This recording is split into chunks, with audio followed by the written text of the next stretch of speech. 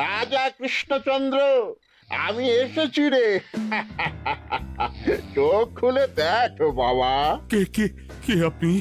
আমি স্বামী খটখটানন্দ। আমি জানতে পেরেছি তোর মনে সুখ নেই, তাই তো সেই সুদূর হিমালয় থেকে ছুটে এলাম। ও, আপনি কি করে জানলেন সাধু বাবা? ওরে পাগল ছেলের কথা শোনো। সন্তানের মনের কথা যদি জানতেই না পারি, তাহলে কিসের তপস্যা আর কিসের ধ্যান? কি জেনেছেন সাধু বাবা? 3 দিন ধরে মনে কোনো সুখ খুঁজে পাচ্ছি না, নানান রকম চিন্তায় জর্জরিত হয়ে রয়েছি। তার মধ্যে আজ 3 দিন হলো রানী বাপের বাড়ি গিয়ে রয়েছে। সুখ কি তোর একার? এই মায়ার সংসারে সুখ খুঁজে পাবি কি করি? তোর যে তপস্যার সময় হয়েছে বাবা। শোন, এই পাথরটা ধর। আমি যোগ বলে এই মন্ত্রপুত পাথর পেয়েছি। কাল পূর্ব দিকের নদীর পাড়ে এই মন্ত্রপুত পাথর স্থাপন করবি। আমি চাই তুই নিজে এই পাথরের আরাধনা করিস। তাই ওইখানে এক কুটির বানিয়ে তুই একা থাকবি। একা? আর রানী? সংসারে দুঃখ ছাড়ার কিছুই নেই। তোর আসলে সুখ লুকিয়ে আছে ওই মন্ত্রপুত পাথরে। এই পাথর তোর মনে সুখ ফিরিয়ে আনবে আর এই গোটা রাজ্যে শান্তি বজায় রাখবে। ঠিক আছে বাবা।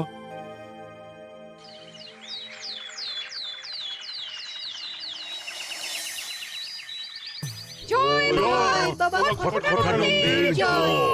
কি তার জ্যোতি, কি তার ব্যক্তিত্ব, আহ, কি তার কণ্ঠস্বর! এই মন্ত্রপুত পাথর আমার এবং এই রাজ্যের সকলে সুখ শান্তি ফিরিয়ে আনবে। আজ থেকে আমি সাধু বাবার পরামর্শ মতন এখানেই থাকবো। তোমাদের যার যা যা বক্তব্য আমাকে এখানে এসেই বলবে। কোনো চিন্তা করবেন না মহারাজ, আমি সব সামলে নেব। আপনি নিষ্ঠা সহকারে সাধু বাবার আদেশ পালন করুন। মহারাজ, যার নামেই খট তার কথাই ভরসা করা কি ঠিক হবে? একটা সামান্য পাথর কি করে সুখ ফিরিয়ে আনবে মহারাজ? বিষয়টা কি খটখটানন্দের মতন খটকার নয়?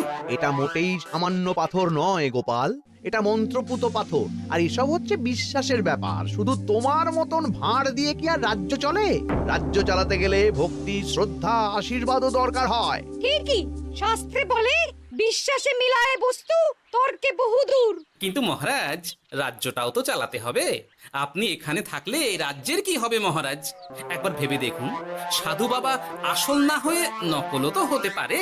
দেখো গোপাল, তোমার যদি মনে বিশ্বাস না থাকে তাহলে আমি বলবো তুমি আর এখানে এসো না। তবে সাধু বাবার নামে কোনো বাজে মন্তব্য আমি শুনবো না। আমি চাই না আমার এই অবিশ্বাসের কারণে আমার রাজ্যের কোনো ক্ষতি হোক।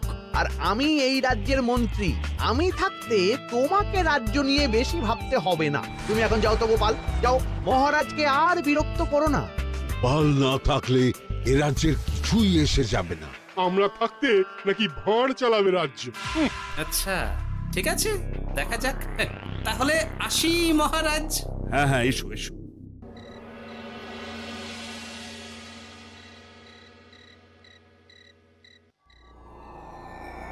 মহারাজ, রানী, তুমি ফিরে এসেছো? এ আমি কি শুনছি মহারাজ? আপনি নাকি প্রাসাদে ফিরবেন না ঠিক করেছেন? হ্যাঁ রানী, তুমি ঠিকই শুনেছ। আমি আর প্রাসাদে ফিরবো না। আমি এখানে থেকে ওই মন্ত্রপুত পাথরের আরাধনা করব। কে না কে এসে আপনাকে বলল আর আপনি প্রাসাদ ছেড়ে এই কুটিরে থাকবেন? আপনার শরীর খারাপ করবে মহারাজ, আপনি ফিরে চলুন। কে না কে নয় রানী, স্বামী খটখটানন্দ খুব বড় সাধু। উনি যোগ বলে আমার দুঃখের কথা জানতে পেরে সেই হিমালয় থেকে ছুটে এসেছেন আমাকে ওই পাথর দিতে। তুমি আমায় ফিরতে জোর করো না রানী। আর আপনার রাজ্য, আপনার প্রজারা, তাদের কি হবে মহারাজ? সে নিয়ে তুমি ভেবো না রানী, আমি এখানে বসেই মন্ত্রীকে দিয়ে সবটা সামলে নেব। তাহলে আমিও আপনার সাথে এখানে থাকবো। আপনাকে ছাড়া আমি প্রাসাদে ফিরবো না। তা হয় না রানী, সাধু বাবা আমাকে একা থাকতে বলেছেন। এসব ধ্যান যোগ আরাধনা একা করতে হয়। গোপাল সবটা জানে মহারাজ। আহ, আমার সামনেও নাম করবে না রানী। গোপালের কত বড় সাহস তুমি ভাবো একবার। ও বলে সাধু বাবা ভণ্ডও হতে পারে। আমার তখন ইচ্ছা করছিল ওর মাথার যে কটা চুল আছে সেটাও ছিঁড়ে নিতে। না না না, আমি আর গোপালের মুখ দেখতে চাই না। আপনি উত্তেজিত হবেন না মহারাজ, আপনি বিশ্রাম করুন, আমি আবার কাল আসবো।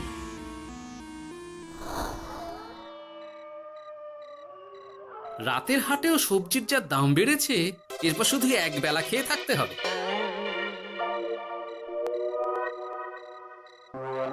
কি হে ভোলা, বাড়ি না গিয়ে এখানে বসে আছো কেন? দুঃখের কথা কি আর বলবো তোমায় গোপাল দাদা। বলোই না, শুনে দেখি। সামনে বর্ষা আসছে, বাড়ির ছাদটাও মেরামত না করলেই নয়। কিন্তু আমার কাছে তো এখন এত টাকা নেই, তাই ওই গিন্নির সাথে পরামর্শ করে গেলাম মহারাজের কাছে সাহায্য চাইতে। থামলে কেন, পুরোটা বলো। কি আর বলবো গোপাল দাদা, মহারাজের উত্তর শুনে আমি তো অবাক। সবই তো বুঝলাম ভোলা, কিন্তু আমার যে কিছুই করার নেই। সাধু বাবা বলেছেন আজ থেকেই রাজ্যের সব সুখ দুঃখের দায়িত্ব ওই মন্ত্রপুত পাথরে। তুমি চিন্তা করো না, এক কাজ করো, তোমার সমস্যার কথা গিয়ে ওই মন্ত্রপুত পাথরের কাছে জানাও। আর তোমরাও আজ থেকে তোমাদের যা চাওয়া পাওয়া আছে সব গিয়ে ওই পাথরকে জানাবে। হ্যাঁ, যা করার পাথরই করবেন। একবার যদি ওই সাধুকে হাতের কাছে পাই না, তাহলে ওই পাথর দিয়েই বেটার মাথা ফাটাবো। কিছু বললে গোপাল দাদা? না, কিছু বলিনি। যাও, তুমি বাড়ি যাও, চিন্তা করো না, দেখি কি করা যায়।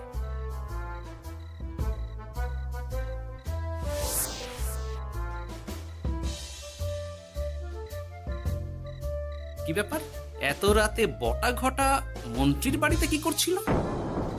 কি বটা ঘটা, আজকে মন্ত্রী মশাইয়ের বাড়ি খাওয়া দাওয়া ছিল? খাওয়া ছাড়া কি অন্য কিছু আসে না তোমার মাথায়? চ চ চ, আমাদের অনেক কাজ আছে, চ। আরে এত তাড়া কিসের?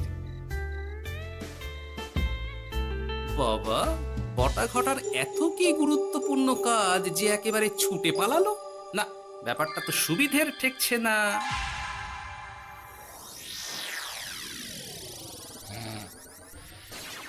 রাজা কৃষ্ণচন্দ্র, ওঠ বাবা, আমি এসেছি।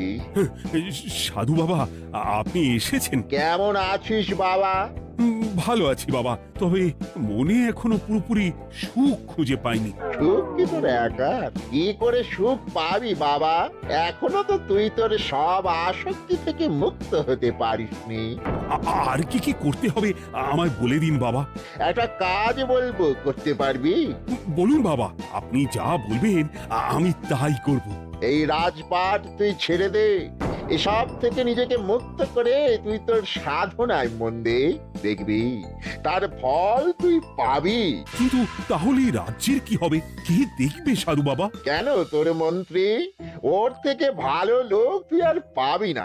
ওই হচ্ছে তোর আসল শুভাকাঙ্ক্ষী, আমি যোগ বলে জানতে পেরেছি। আচ্ছা, তাই হবে।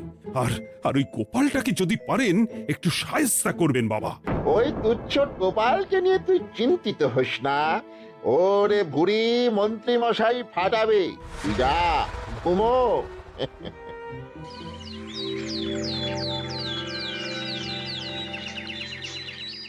শোনো শোনো শোনো, আজ থেকে মহারাজ কৃষ্ণচন্দ্রের আদেশে এই রাজ্যের ভার এই রাজ্যের মন্ত্রীর। আর মহারাজ নিজে তার কুটিরে নিরিবিলিতে থাকতে চাইছেন। উনি চান না কেউ ওনাকে বিরক্ত করুক।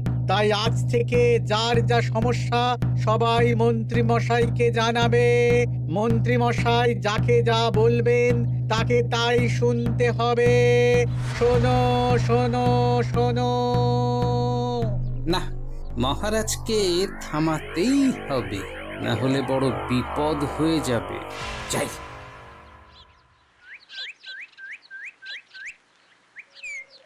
মহারাজ, এই ভুল আপনি করবেন না।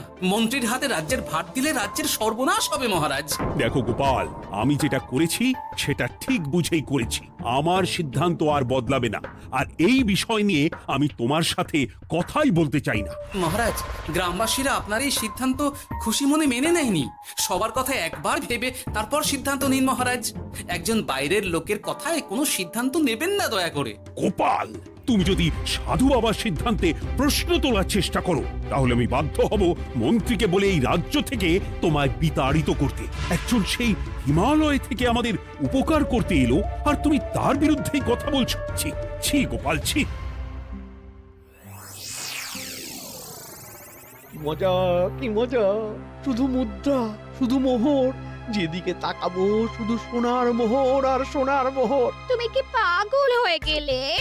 এখনো হয়নি গিন্নি, তবে এবার সত্যি সত্যি হয়ে যাব। এত সোনার মোহর একসাথে হাতে পেলে কেউ কি সুস্থ থাকতে পারে? আর বেশি দিন বাকি নেই যখন কৃষ্ণনগরের কোষাগারের মালিক হব আমি। আর মহারাজকে ছেড়ে দেবেন? চিন্তা নেই, মহারাজ কিছুই করতে পারবেন না। তিনি এখন সাধু বাবার আদেশে পাথরের আরাধনায় ব্যস্ত। আর প্রহরীরা, তারা কিছু বলবে না? প্রহরীরা তো এখন আমার গোলাম। মন্ত্রীমশাই, আমরা এসেছি। ওই তো ওরা চলে এসেছে। ওরা কি করবে? ওরাই তো কোষাগার লুট করতে আমায় সাহায্য করবে। রাজ কোষাগার হবে শুধু আমার, আমার, আমার।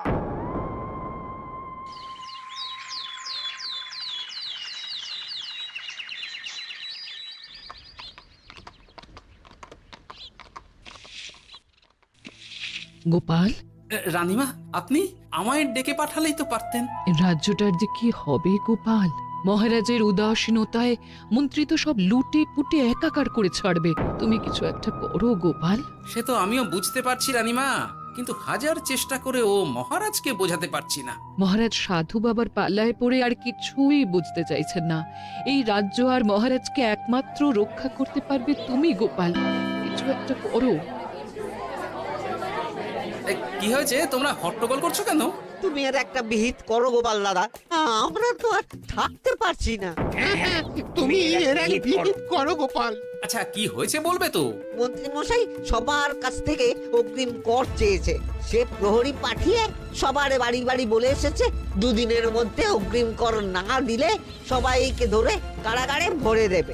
একে তো আমরা কোনো সাহায্য পাচ্ছি না, তার উপর আবার এই জুলুম কি করে মেনে নেব বলো তো গোপাল দাদা? আমাদের বাঁচাও গোপাল দাদা, আমাদের বাঁচাও, না হলে এই মন্ত্রীর জুলুমে আমরা সবাই মারা যাব। হ্যাঁ গোপাল, তুমি পারবে। কিছু একটা করো গোপাল, এই রাজ্যটাকে বাঁচাও।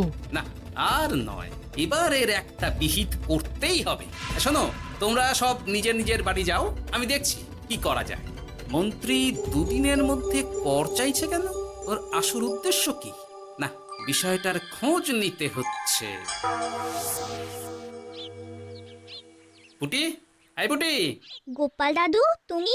শোন, একটা কাজ আছে বুঝলি, বটা ঘটার উপর নজর রাখতে হবে। পারবি তো? হ্যাঁ হ্যাঁ দাদু, এটা আর কি এমন কাজ? এই তোর হাতে ওটা কি রে? ও এটা পুতুল, বাবা এনে দিয়েছে।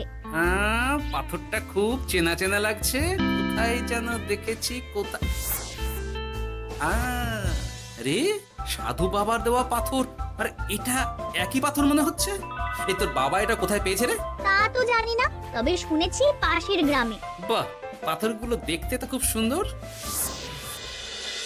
এই সব পাথর তোমার? আজ্ঞে হ্যাঁ, আমি এই পাথরের মূর্তি বানাই। এই পাথর কি তুমি বিক্রি করো? না না, শুধু পাথর তো বিক্রি করি না। এটা কি? ও, ওটা আমি আমার সব পাথরের একটা চিহ্ন দিয়ে রাখি। এতে বোঝা যায় যে এই পাথরের মূর্তি আমার তৈরি। বাহ, চমৎকার কাজ করেছো। তোমাকে যে কি বলে ধন্যবাদ দেব তুমি জানো না। কৃষ্ণনগরের কত বড় উপকার তুমি করলে। গোপাল দাদু, ও গোপাল দাদু, গোপাল দাদু, গোপাল দাদু। কি ব্যাপার, এত সকাল সকাল? ভালো খবর এনেছিস মনে হচ্ছে। শুধু ভালো নয় দাদু, একেবারে গরম খবর। দাদু, রহস্য আমরা ফাঁস করে ফেলেছি দাদু। বলিস কি রে? শুনি শুনি। কাল রাতে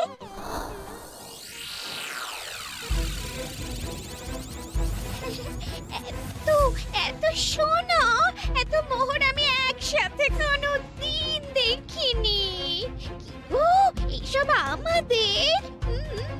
হ্যাঁ গিন্নি, হ্যাঁ, এই সব আমাদের, সব। ওরে বাবা, আমার তো বিশ্বাসই হচ্ছে না, ভাবলেই গায়ে কাঁটা দিচ্ছে। রে বটা, আজ সাধু সেজে মহারাজের কাছে গেছিলি? হ্যাঁ, মহারাজ তো আজ প্রায় 5 ধুয়ে প্রণাম করতে যাচ্ছিলেন, কোনো মতে ঠেকিয়েছি। বলেছি প্রণাম নেওয়া আমার গুরুর বারণ আছে। আর আমি তো আজ এমন ধোঁয়া দিয়েছি যে মহারাজ একেবারে কেসে কেসে অস্থির। আর মাত্র 2 দিন, এই 2 দিন খেলাটা চালিয়ে যেতে পারলেই কেল্লা ফতে। আচ্ছা, এবার আমার কাছে পুরো বিষয়টা পরিষ্কার হলো। বাহ, তোরা দারুণ কাজ করেছিস রে। এবার শুধু আজ রাতে প্রমাণটা পেলেই হয়ে যাবে।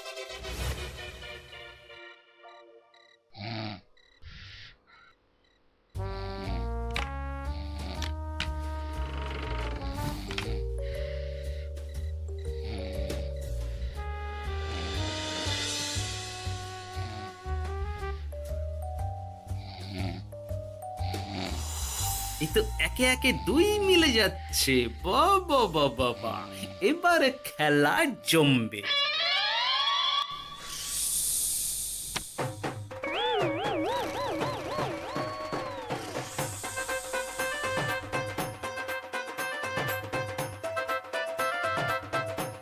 এই ঘটা ঘটা রে, এই ঘরে এত ধোঁয়া এলো কি করে রে? সত্যি তো, এত ধোঁয়া এলো কি করে? ঘরে কি আগুন লাগলো নাকি রে? এই বটা, ওটা কি রে? হ্যাঁ, এ তো ভূত। আমরা তো কিছু করিনি। আমরা কিছু করিনি, বিশ্বাস করো ভূত দাদা, আমরা কিছুই করিনি। তোরা আমাদের পূর্বপুরুষের প্রস্তর খণ্ড নিয়ে এসেছিস। তোদের এত বড় সাহস, আজ আমরা তোদের ঘাড় মটকাবো। আমরা কোনো খণ্ডমণ্ড নিইনি ভূত দাদা। এই কথা, তুই কি ওনাদের কোনো খণ্ড এনেছিস? না না না না না, আমি তো অমন কিছু আনিনি। আমার মনে হয় ওই আপনাদের কোথাও একটা ভুল হচ্ছে। মহারাজকে ওই পাথর তোরা কোথা থেকে এনে দিয়েছিস? ওটাই আমাদের প্রস্তর খণ্ড, আমাদের 5 পুরুষের সম্পত্তি।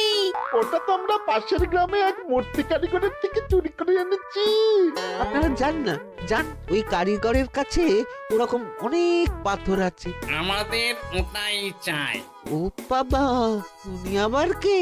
আমাদের দাদু, তৃতীয় পুরুষ।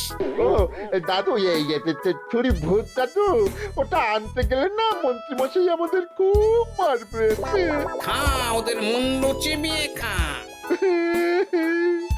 না না, ওরকম করবেন না দাদু ভূত, তাতে আমাদের খুব লাগবে। তাহলে বল, মন্ত্রীর আসল উদ্দেশ্য কি? 2 দিন পর ও কি করবে? 2 দিন পরে মন্ত্রী মশাই কোষাগার লুট করে রাজ্য থেকে পালাবেন। এবার এবার আমাদের ছেড়ে দিন দাদু ভূত। তোদের ছাড়তে পারি একটাই শর্তে। বলুন বলুন।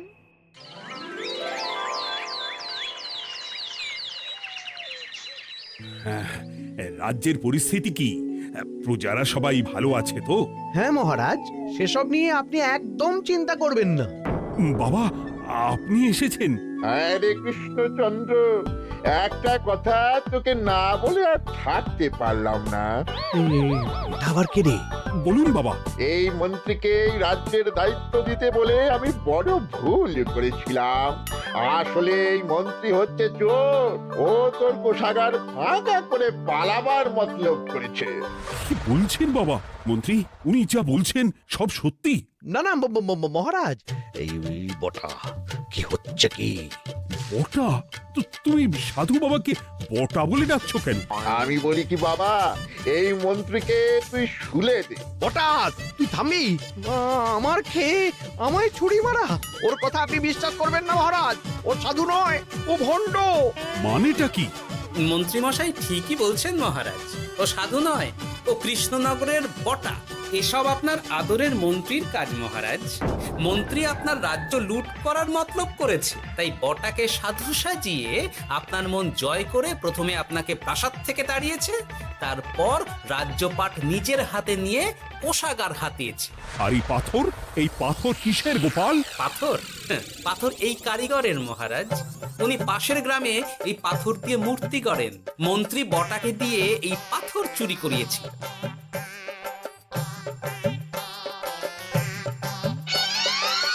ওই পাথর আমার মহারাজ। আমি তোমায় ছাড়বো না মন্ত্রী, তোমায় আমি শুলে দেব। প্রহরী, প্রহরী! কেউ আসবে না মহারাজ। প্রহরীরা এখন আমার কথা ছাড়া আর কারুর কথা শুনবে না। আমি এখন আপনাদের সামনে দিয়ে আপনার কোষাগার নিয়ে চলে যাব, আর আপনারা শুধু দাঁড়িয়ে দাঁড়িয়ে দেখবেন। রে ন্যাপলা পুঁটি গুলটে, মন্ত্রীকে বেঁধে ফেল। এত সোজা নয় গোপাল, দেখবে? প্রহরী, প্রহরী! চেঁচান চেঁচান, আরো জোরে চেঁচান, কিন্তু ফল হবে না। আপনার প্রহরীরা সব গ্রামবাসীর হাতে বন্দী। আমায় ছেড়ে দিন মহারাজ, আমার ভুল হয়ে গেছে। এমন ভুল আমি আর করবো না মহারাজ, আমায় ছেড়ে দিন। ছেড়ে দেব? তোমার ব্যবস্থা আমি করছি। কিন্তু গোপাল, আমার মনের সুখের কি হবে? আমি কি আর সুখী হতে পারবো না? কেন পারবেন না মহারাজ? রাজার আসল সুখ তো তার প্রজার সুখে। একদম ঠিক কথা বলেছে গোপাল। প্রজার সুখেই রাজার সুখ। ঠিক গোপাল, ঠিক। তুমি না থাকলে যে আমার কি হতো? জয় গোপালের জয়! জয় গোপালের জয়।